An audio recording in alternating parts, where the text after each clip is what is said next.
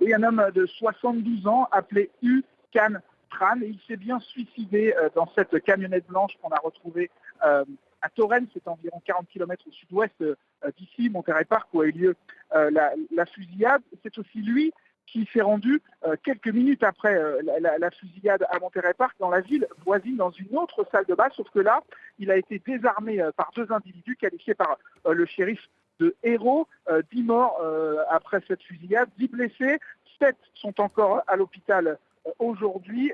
Toutes les victimes sont d'un certain âge, a expliqué le shérif. Ce que l'on sait aussi, c'est que l'arme, visiblement, n'était pas une arme légale en Californie. Et ce que l'on ignore toujours, et ce qui obsède maintenant les enquêteurs, c'est le motif pourquoi cet homme de 72 ans s'est rendu dans cette salle de bal pour se livrer à un véritable carnage. On a donc assisté, Loïc, à une nouvelle fusillade de masse, l'émotion qui s'empare à nouveau des États-Unis, puis le président Joe Biden qui a ordonné tout à l'heure une mise en berne des bâtiments, des drapeaux sur les bâtiments publics.